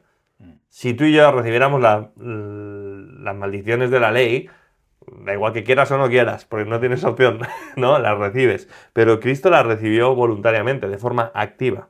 Entonces, es la paradoja. Él cumple la ley pasivamente, de lo que significa de que recibe las maldiciones, pero lo cumple activamente, en el sentido de que él se ofrece voluntario y él se sujeta a ese padecimiento, ¿no?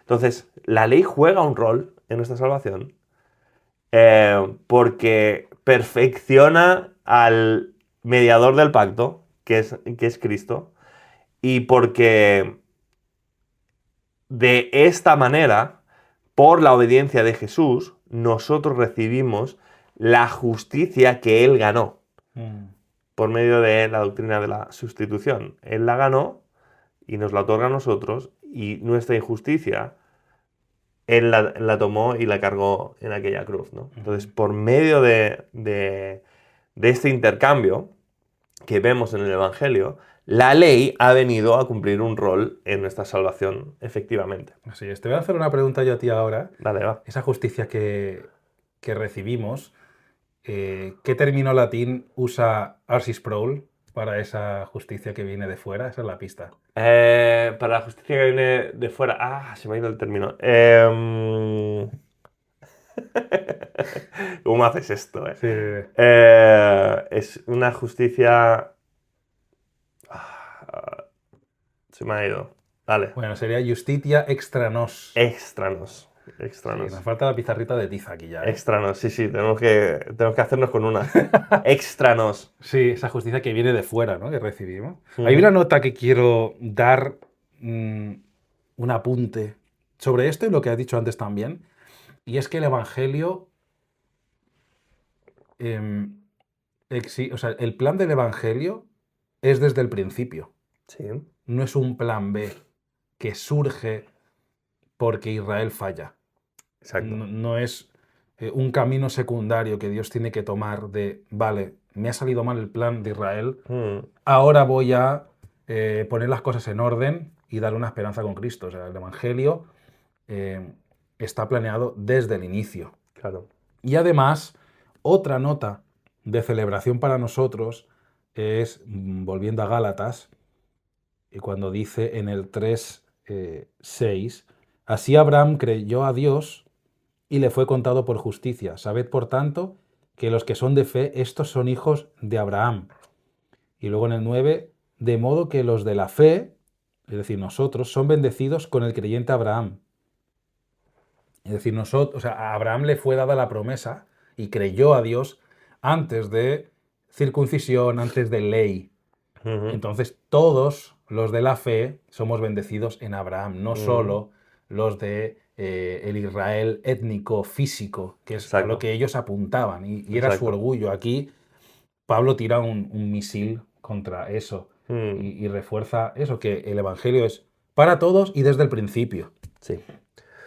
Sí, siempre fue el plan inicial de Dios y es increíble cómo el Espíritu Santo ordenó las cosas para que primero fuera las promesas dadas a Abraham, después viniera la ley y Israel viniera a ser em, bendecida en Abraham, no por nada de lo que hubieran hecho. Exacto. ¿Sí? Y nosotros venimos a recibir las promesas dadas a Abraham, o venir a ser hijos de Abraham, por medio de la fe. Hmm. ¿Sí? En un sentido espiritual, obviamente, ¿no? Pero ese cumplimiento espiritual y mayor de las promesas temporales dadas a Abraham, que ese cumplimiento mayor se cumple en Cristo, una mayor tierra prometida, una mayor herencia, ¿no? Em, todas las promesas dadas a Abraham tienen un sentido em, superlativo en Cristo, que es espiritual, y nosotros, por medio de la fe, venimos a recibir, a ser hijos de Abraham y a recibir ese cumplimiento en Cristo, ¿no? Entonces, sí, definitivamente es impresionante ver cómo el Espíritu Santo ha ordenado todas las cosas para nuestra salvación, Sí, ¿no? bueno, en el versículo 8, que me lo he saltado, pero ya que lo dices, ¿no? Que dice, y la Escritura, ¿no? Previendo que Dios había de justificar por la fe a los gentiles, dio de antemano la buena nueva a Abraham, diciendo, en ti serán benditas todas las naciones. Ujú, ¿No? Bueno, dice, y la Escritura, pero bueno, sabemos que es el Dios de la Escritura, ¿no? ujú. Así es. Muy bien, entonces, para aclarar algunos puntos, Mario, entonces, que me queda a mí claro porque he hablado tanto rato que me he liado. Si no debemos cumplir la ley, porque Cristo la cumplió, entonces, ¿podemos vivir como queramos o no? No, de ninguna manera. ¿Por qué no? Bueno, ahora respondo a eso. Entonces, ¿debemos cumplir los 10 mandamientos? Porque ha dicho que por un tiempo ibas a... Lo voy a decir así, se quedan cortos. Tenemos que Bien, cumplir más que los 10 vale, bien. mandamientos. ¿Esa sería una base? Sí, claro que sí. Nos instruye acerca de la moral, acerca de lo que a Dios le agrada, pero en Cristo cobran un significado mayor, cada uno de ellos. La salvación los 10 mandamientos empiezan con la salvación de Jehová. La salvación, si pudiéramos cambiar el prólogo, yo soy Jehová tu Dios que te saqué de la tierra de Egipto, ahora el prólogo sería diferente. Yo soy Jehová tu Dios que te libré del pecado y de la muerte y de Satanás y que entregué a mi Hijo amado a morir por ti. Por tanto, y todo lo que viene después cobra un significado muchísimo mayor, ¿verdad? No tendrás dioses ajenos delante de mí, no tomarás el nombre de Dios en vano, etcétera, etcétera, etcétera. Todo eso cobra un nuevo significado. Entonces, sí, hay que cumplir la ley, pero mucho más. Así es. Bien, entonces vamos a dejar la ley a un lado para vivir como queramos. No, porque tenemos una responsabilidad de ser o intentar ser más como Cristo. Estamos unidos a Él desde que Él ha transformado nuestro corazón y debemos crecer a su estatura. Bien. Tenemos esa responsabilidad, tenemos al Espíritu Santo, no vivimos separados a nuestra manera. Y también en Romanos 6:1, ¿no? Dice que pues diremos, perseveraremos en el pecado para que la gracia abunde en ninguna manera. Claro. Porque los que hemos muerto al pecado, ¿cómo viviremos aún en él? O sea, ya es otra vida esa. Aunque no estamos completamente limpios de todo pecado y maldad. No, los cristianos vivimos con una personalidad múltiple espiritual. Sí. Hay dos personas viviendo en un cristiano. Está el viejo hombre y está el nuevo hombre. Eso no le pasa al no creyente. Claro. El no creyente tiene un hombre. No es viejo porque no tiene uno nuevo, tiene un hombre interior. El cristiano sí, tiene un viejo hombre al que se le está dando muerte. O sea, la palabra que usan en el Nuevo Testamento es la palabra necros. O sea, los griegos tenían dos palabras para referirse a la muerte. Una era thanatos, que es cuando algo está muerto, ¿sí? Y la otra es necros, que es el proceso de morirse. Bueno, nosotros nos estamos necrosando. Sí, nuestro viejo hombre está muriendo, está en necrosis. Y va a terminar muriendo definitivamente, pero de momento seguimos con una batalla interna entre esa carne de pecado que nos tienta, que nos inclina al mal, y ese bien que queremos hacer y que, como dice Pablo, el bien que quiero no hago, ¿no? Y hay una doble naturaleza en cada uno de nosotros, con la que luchamos. Y es un poco frustrante, ¿no? Porque, como dices, uno sabe cuál es el bien, quiere hacer el bien, y aún así caemos, aún así pecamos, cuando sabemos perfectamente por dónde es.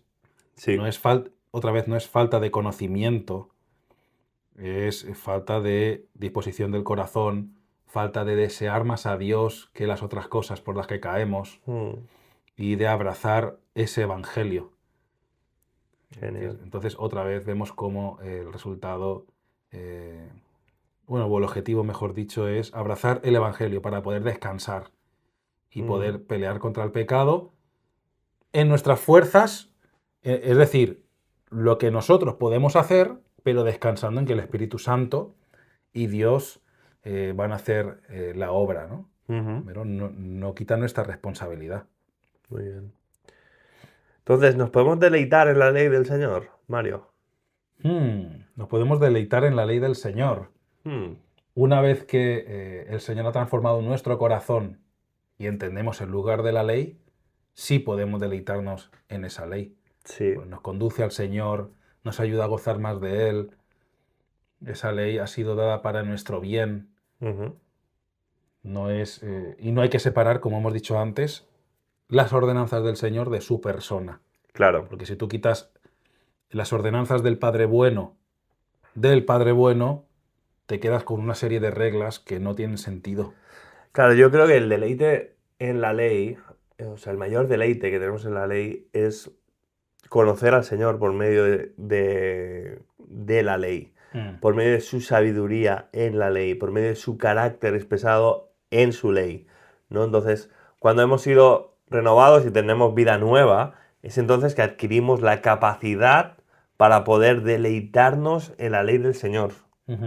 Y que la ley, como tú dices, no sea un conjunto de reglas impuestas para que nosotros las debamos cumplir y sean una losa en nuestra espalda, sino todo lo contrario, sino una fuente de conocimiento del Señor, de comunión con Él, de profundizar en su precioso ser, carácter y amor que ha expresado para con nosotros al darnos su ley, ¿no? Entonces, definitivamente. Sí. Sí. Muy bien. Ok, entonces, ¿qué rol tiene la ley de Dios en la ética cristiana? La ética cristiana es más que la ley, pero la ley definitivamente tiene que informar a nuestra ética cristiana. ¿Sí? Lo que venimos reivindicando en este podcast es que en el Nuevo Testamento tenemos un mayor estándar de ética y de moral que en el Antiguo Testamento. Y eso es consecuencia de lo que Cristo hizo en la cruz. Entonces no se trata de venir a decir, no, como no hay que cumplir la ley, entonces podemos vivir de una forma más light. No, no, no. Todo lo contrario. Ahora hemos recibido más y tenemos mayor responsabilidad, mayor deber, ¿no? Pero ese deber no solo tenemos mayor deber, tenemos mayor capacidad para cumplir con ese deber. Tenemos mayor capacidad para cumplir la ley verdaderamente en el sentido para el cual la ley nos fue dada. Y con todo, Mario, la paradoja es que está en que no la vamos a cumplir perfectamente, pero ahora sí la podemos empezar a cumplir sinceramente. Y ahí es donde, por un lado, el estatus, el estándar, mejor dicho, ha aumentado, pero nuestra capacidad también ha aumentado para poder cumplirla mejor. Y anhelamos el día en que la podamos cumplir perfectamente, cuando estemos allá en la gloria, ¿no? Otro ejemplo de ese estándar de moral superior, estoy buscando aquí el versículo, muy sencillo, muy cotidiano, lamentablemente, sería Mateo 5:28. Claro, porque ¿qué era adulterar? Adulterar, bueno, era tener una mujer que no era... acostarte con una mujer que no era la tuya. Entonces, un fariseo, o mirando solo la ley, perfecto, ¿no? Si yo, Claro. puro y sin mancha. Pero no. ¿Qué dice Mateo 5:28? Pero yo os digo que cualquiera que mira a una mujer para codiciarla, ya adulteró con ella en su corazón. O sea, a Dios le interesa tu corazón. Sí. Ese es el objetivo. O sea, la ley nos empuja a nuestra necesidad de Dios porque Dios quiere que nos arrepintamos de nuestros pecados y vayamos a Él con fe. Ese es el punto. O sea, a Dios le interesa tu corazón. Entonces, todo apunta a eso. Segunda de Pedro 2:14 dice, tienen los ojos llenos de adulterio. Otra vez sabemos de quién ha aprendido Pedro esto, ¿no? Pero cómo ya... ¿por qué? Porque lo que tú ves, donde tú diriges tu mirada, es a lo que te interesa. Y lo que te interesa viene de tu corazón. Claro. Entonces, si tú ya estás desviado en tu corazón, ya estás pecando. No es simplemente el acto de... Entonces, a Dios le interesa que tus deseos estén alineados con Él y que cada vez peques menos con la ayuda del Espíritu Santo. Entonces, Sí. es un aspecto práctico para mirarlo. Oye, que todo esto es por ti. O sea, que Dios quiere que vengas al arrepentimiento y vivas para Él, creciendo en santidad y sea más como Cristo. Una pregunta que te lanzo. Ahora que está tan de moda la inteligencia artificial. ¿Puedo mirar una mujer que no es la mía si está hecha con IA? Si es una foto con inteligencia artificial. No, tampoco. ¿Por qué no? No, porque te despierta pasiones, empiezas a imaginarte cosas. Claro, el tema no está en la otra mujer que no es la tuya. El tema está en que aunque la mujer no sea real, la lujuria de tu corazón que se dispara es muy real. Exacto. ¿Sí? Entonces, el pecado está en el corazón, está internamente. Pecamos en nuestro corazón, no pecamos fuera, no pecamos con lo que hacemos fuera. Y eso es lo que estaba apuntando el Señor Jesús, ¿no? El pecado no solo se comete en tus actos, el pecado se comete y se dispara primeramente en tu corazón. Y después, eso que se ha disparado en tu corazón se ve en otras obras, ¿verdad? Pero primero todo empieza en el corazón. Entonces, por supuesto, o sea, tú puedes pensar que la mujer no es de verdad, pero lo que dispara en tu corazón es muy real, ¿no? Esa lujuria. Entonces, la ética del Evangelio nos lleva a cuidar cómo reacciona nuestro corazón a todo lo que vemos, a todo lo que oímos, a todo lo que miramos, etcétera, etcétera, etcétera. Entonces, definitivamente es un estándar de moral mayor que el que encontramos estrictamente en la ley, porque el sentido de la ley siempre fue llevarnos a este estándar de moral, pero lo vemos de una forma más clara, mejor revelado en Cristo, ¿sí? En el Nuevo Testamento. Y Jesús también le daba importancia al corazón, a esos pensamientos.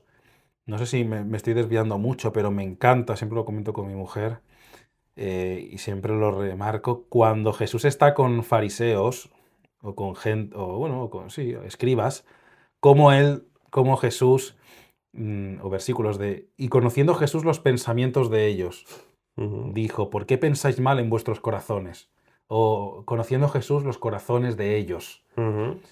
Primero, que Jesús le importa lo que hay en el corazón. Claro. Y me encanta cómo Jesús conoce y examina el corazón de ellos en vivo y en directo ahí. Cómo está viendo lo que hay dentro. Sí. Es increíble, a mí me encanta cada vez que lo leo. Obviamente que es para enseñarnos, ¿no? Porque siempre que apunta a eso suele ser para meter un poco de caña.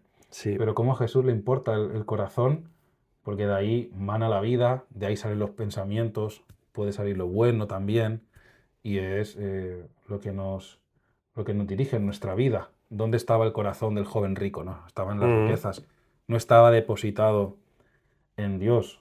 No es solo un pensamiento, es todo tu ser, ¿no? En todo tu corazón, toda tu mente, es todo. Así es.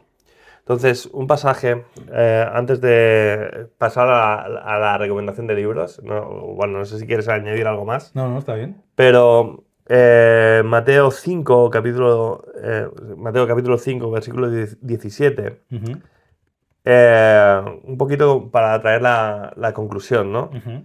Dice Jesús, no penséis que he venido para abrogar la ley o los profetas, no he venido para abrogar, sino para cumplir.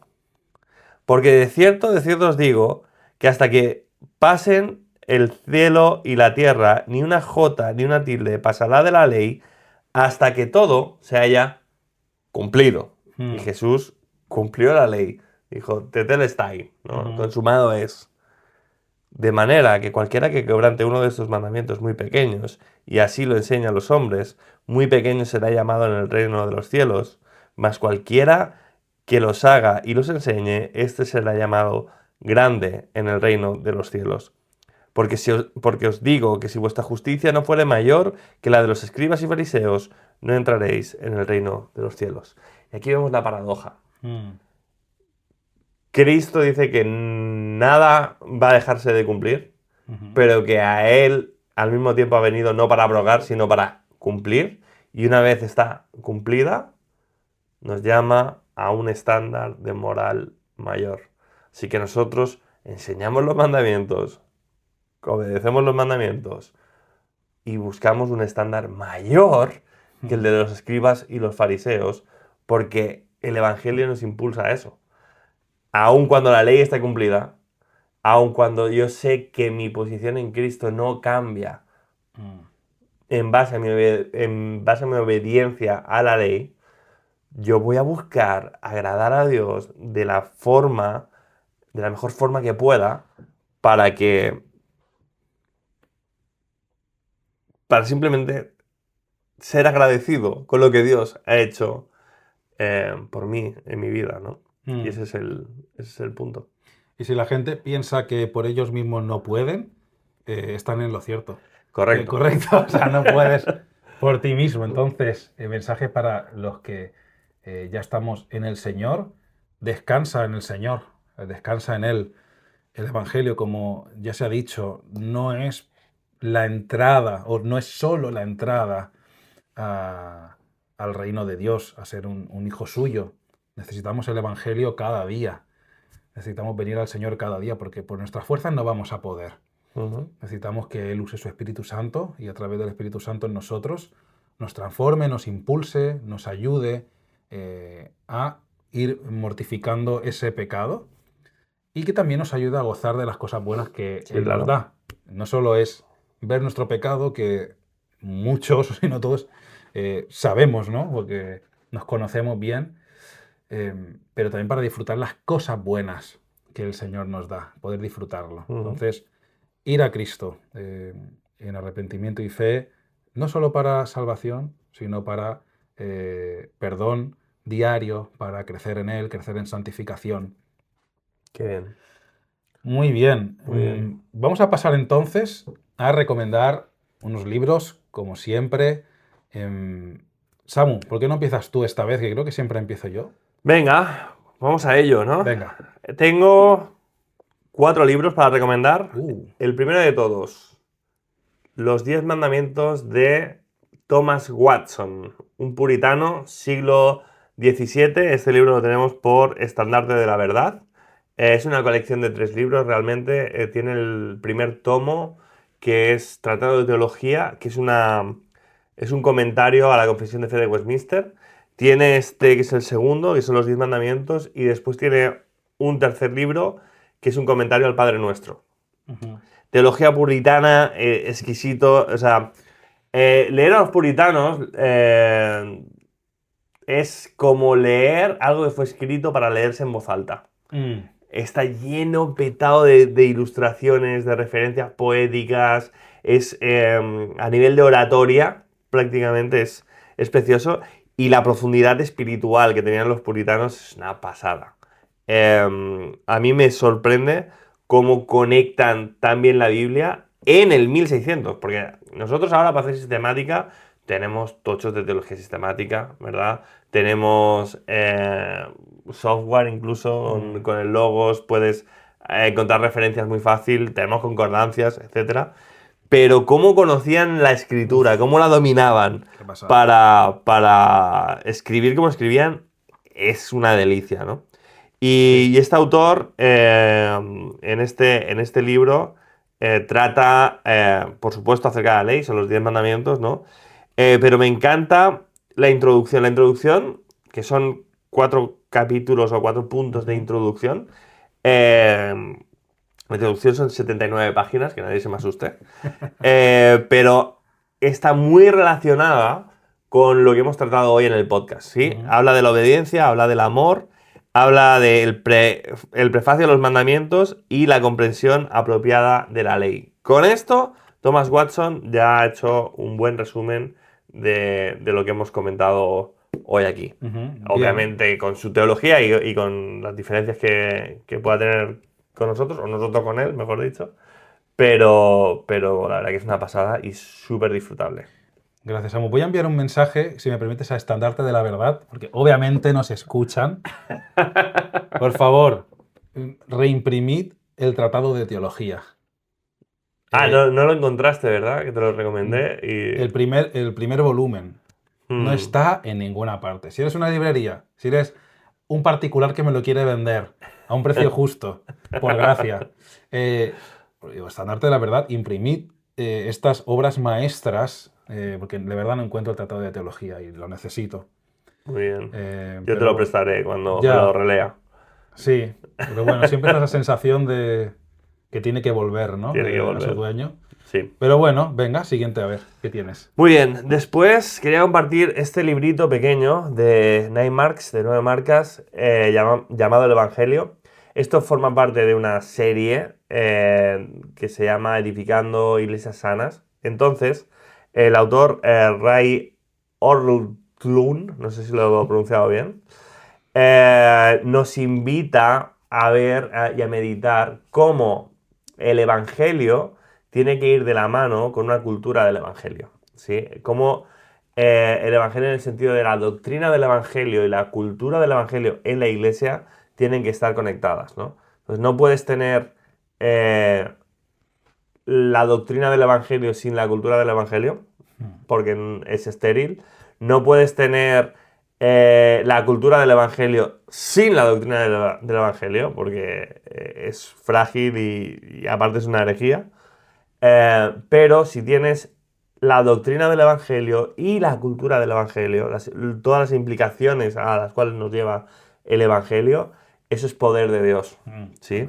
Entonces, este autor se lee súper fácil, es un libro pequeñito y está planteado como dentro enmarcado de la serie de Edificando Iglesias Sanas, pero la verdad que es muy práctico y muy recomendable para todo el mundo, ¿sí? Muy bien. Siguiente. La vida centrada en el Evangelio. En este caso es de dos autores, de Robert Thun y Will Walker. Este libro es un regalo, está por la editorial New G, o sea, New Growth Press, es del Ministerio de Search. Este libro, la verdad que me encantó para hacer tipo devocional con otras personas. Sí, este lo hice en grupo y tiene meditaciones y preguntas para hacer entre varios y contestarlas, que está súper bien. Y además tiene un capítulo que habla específicamente de cómo se relacionan la ley y el Evangelio. Entonces tienen un capítulo 100% dedicado a lo que hemos estado tratando hoy aquí en el podcast. Este lo he usado yo para grupo de jóvenes, para estudios de jóvenes y minigrupos, así que si alguien lleva grupo de jóvenes, grupos pequeños, grupos ADN, células, lo pueden usar. Es muy bueno, muy sano también. Qué bueno. Y por último, los 10 mandamientos de Jay Douma. Este es el libro que nosotros usamos en clase con nuestro querido profesor José Segovia. Bueno, me has comentado antes que tú no lo... No lo disfruté, creo, José de Segovia. No lo disfrutaste.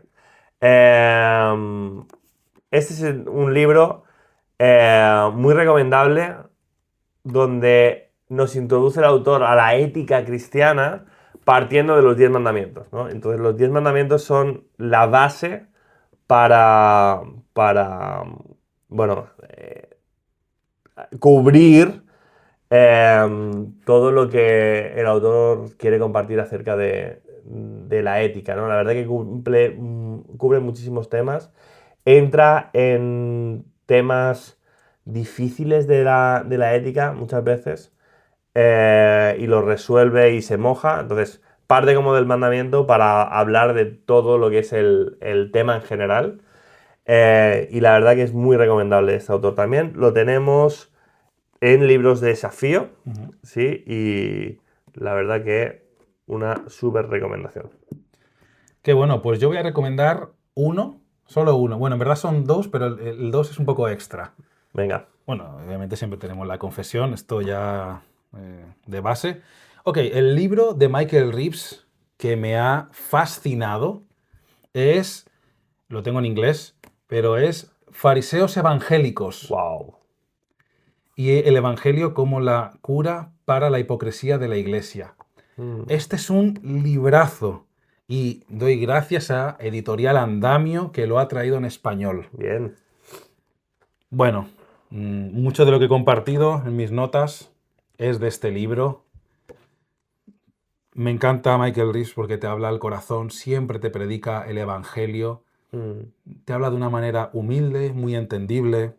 Este libro tiene 100 páginas, pero es que cada página es para subrayar. Qué bien. Y cómo te habla de lo que es la hipocresía, cómo llegas al legalismo, cómo se expresa ese legalismo en la vida diaria y cómo nos afecta a cada uno de nosotros, cómo nos podría afectar y cómo el Evangelio de Cristo es la cura para ese legalismo. Si tienes falta de contentamiento, si tienes desgana, si tienes frustración, puede que haya una semilla de legalismo Bien. y solo se puede curar mirando la cruz de Cristo. Qué bueno. Entonces, Fariseos evangélicos de Michael Reeves por Editorial Andamio. Así que súper buena publicación de Andamio. Estoy muy contento, la verdad, que esto pueda llegar y bueno, a ver si me hago con una copia en español.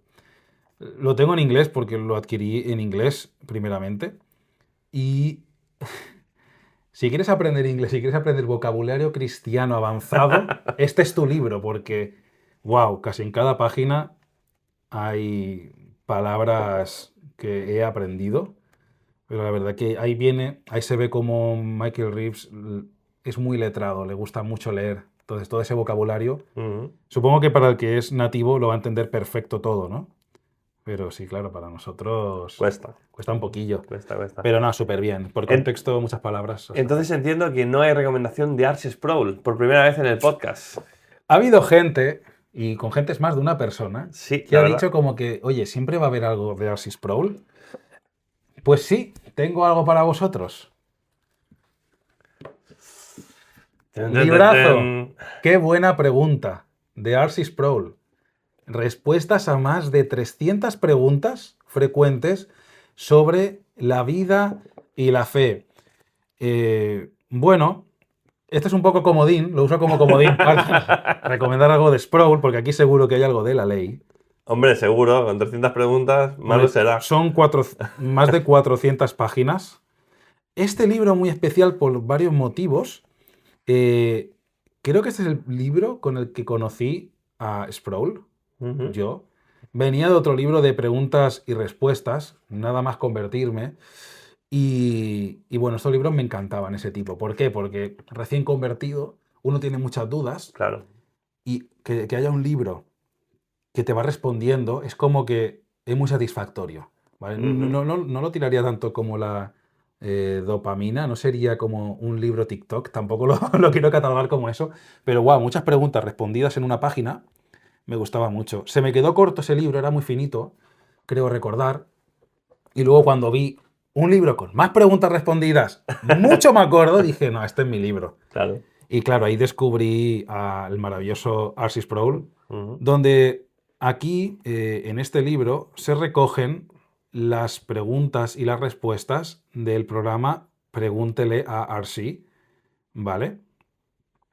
Que era un programa de radio que tenía Arci y la gente pues le hacía preguntas, le llamaban o le dejaban las preguntas y aquí pues están pulidas, dice el libro, sin las ¿sabes? Obviamente que todos tenemos. Claro.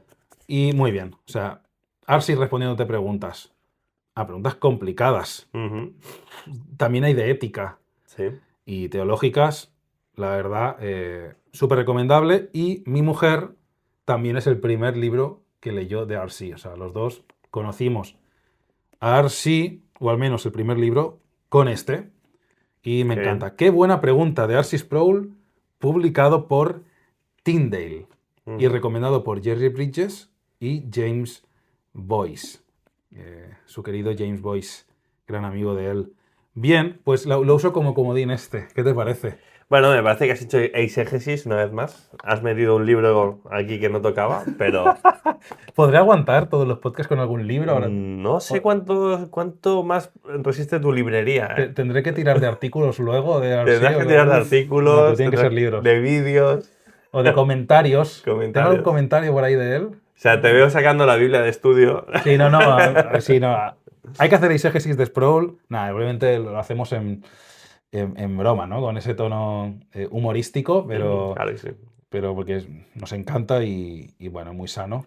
Porque nos apunta al Señor. O sea, todo autor, libro, conferencia, artículo que nos apunte al Señor y nos apunte a la Biblia de una manera sana, pues lo abrazamos y nos encanta y siempre recomendable. Sí. Muy bien, Samu. ¿Qué? Llegamos a la finalización de este podcast. Llegamos al final.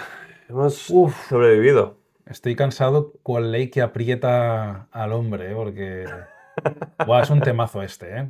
Sí, la verdad que sí. La verdad que nuestra oración, ¿no?, es que las personas que nos estén escuchando puedan profundizar más en este tema. Para dos cosas. Para conocer más al Señor, sobre todo si no le conocen. Y por otro, para descansar en Él, para descansar en el Evangelio. pero de una forma apropiada, no una forma antinominiana, como hemos dicho, sino para que ese descanso en la obra de Cristo los lleve a poder vivir una vida cristiana de mucho gozo, que es lo que todos nosotros deseamos, ¿no? Qué bueno, pues sí. Y animamos otra vez a mirar a Cristo, ir a Cristo, correr a Cristo y descansar en Él. Bueno, Así gracias, es. Samu. Muchas gracias. Placer. La verdad que siempre es un gozo. Felicidades y gracias a los hermanos que han llegado hasta este punto. Ujú. Sus obras, habiendo aguantado hasta aquí, son meritorias de nuestra alegría porque la verdad que, Sí. bueno, lo agradecemos mucho.